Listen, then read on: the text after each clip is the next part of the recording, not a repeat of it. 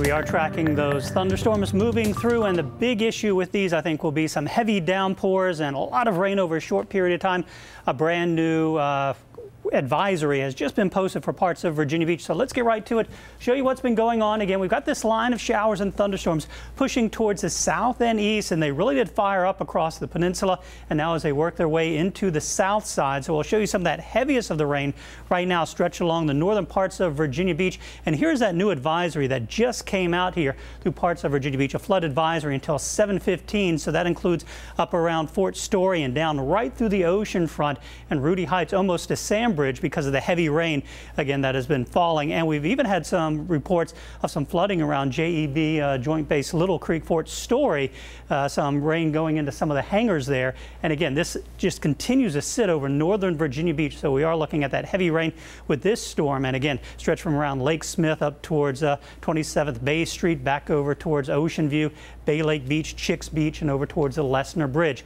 Also looking at some more moderate rain across parts of Western Branch, southwestern parts of Portsmouth. That extends back into northern Suffolk and over back towards Franklin. Not as heavy as it was a little bit earlier. We're not seeing those bright reds, but we are seeing those oranges indicating more of the moderate heavy rain that will continue to slide towards the south and east. Now, the main cold front is still out towards the west, and that's the front that'll bring some big changes this weekend, dropping temperatures. We're talking readings only in the upper 70s tomorrow afternoon, but we still have to go through these showers and thunderstorms. And I think this first line, once it clears the area, we'll see a few isolated showers later through the evening, but notice there's not a lot on the back side of it. So once this first line goes through, I think we'll still see a chance for a few isolated showers or thunderstorms, but probably not too much with the actual cold front. So I think Futurecast is actually overdoing the chances of rain as we go through the rest of this evening. I think this line will be pushed farther towards the south and east by 9 o'clock, and the skies will start to partially clear out later tonight.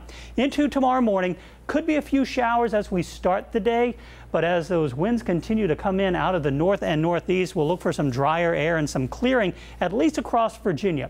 Still might be a few showers lingering across North Carolina into tomorrow morning and into the early afternoon. But notice 3 p.m. temperatures upper 70s to around 80 degrees. It'll also be pretty breezy or windy. Those winds out of the northeast at times gusting up to 30, maybe 35 miles per hour out along the ocean front. So that'll certainly kick up the surf out there, probably a strong threat of rip currents as we go through the day Saturday and into Sunday as well. Skies clear out Saturday night. Sunday, we're looking at mostly sunny skies, a few more clouds along the Outer Banks, but another day with temperatures in the upper 70s to near 80 degrees. Slight chance of that isolated shower once again down along the Outer Banks. Again, we are watching the tropics as well. This cluster of thunderstorms that continues to sit off the North Carolina coast. Watching it closely, there is the potential that it could try to develop into a tropical depression, but with that front coming in, hopefully it'll keep it from developing into anything significant. Worst case scenario is that we will still see those rip current threats out along the Outer Banks of North Carolina.